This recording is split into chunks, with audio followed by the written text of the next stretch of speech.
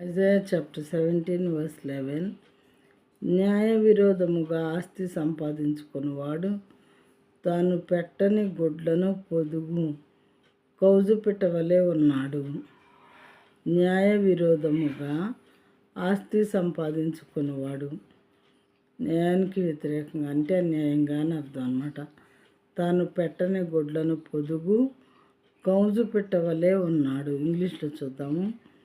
Like the partridge that gathers a brood that she did not hatch, so is he who gets riches but not by justice.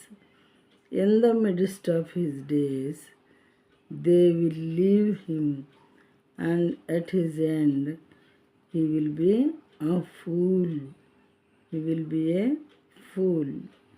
తెలుగులో న్యాయ విరోధముగా ఆస్తి సంపాదించుకున్నవాడు. ఈ రకమైనది fashion అయిపోయింది nowadays. ప్రపంచంలో అన్యాయంగా సంపాదించుకోవటం ఆస్తి, అన్యాయంగా ఎక్కడ చూసినా అన్యాయంగా సంపాదించుకునే వాళ్ళే ఎక్కువైపోయారు. అయితే ఎన్నో మేడలు, ఎన్నో మిద్దెలు, మరి బోల్డంత ఆస్తి, ఎంతో డబ్బో చెప్పలేము, అన్యాయంగా సంపాదిస్తూ ఉన్నారు. ప్రియమైన వాళ్ళారా, అలాంటి వారికి పరలోక రాజ్యం లేదు అని దేవుడు చెప్పుతున్నారు. స్వర్గం లేదు అలాంటి వారికి.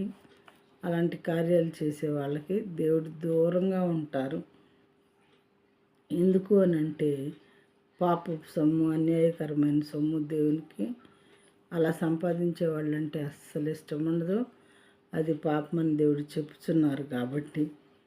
అయితే ఇవన్నీ కూడా మన ప్రాణం, మన కంఠంలో ప్రాణం. ఇక్కడ ఉన్నంతకాలమే ఇవన్నీ కూడా రిచ్, పూరు ఇలాంటివన్నీ. తర్వాత ఒకసారి మనం చనిపోయిన తర్వాత ఇవన్నీ మనం వెంట పెట్టుకొని తీసుకొని వెళ్ళాం. అలాంటప్పుడు ఎందుకు ఇంత కష్టపడి అంతగా సంపాదించడం? నేనైతే ఒక్కోసారి అనుకుంటాను, అడుక్కునే వాళ్ళు బ్రతుకుతున్నారు, మరి వెరీ రిచ్ పర్సన్స్ కూడా బ్రతుకుతున్నారు. ఏంటి భేదం ఏంటి?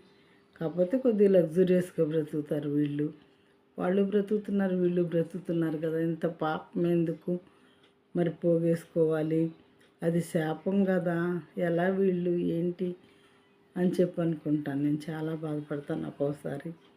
ఈ వాక్యంలో ఎలా ఉందో ప్రియమైన వాళ్ళారా, న్యాయ విరోధంగా ఆస్తి సంపాదించేవాడు తాను పెట్టని గుడ్లను పొదుగు కౌజు పెట్టవలే ఉన్నాడు.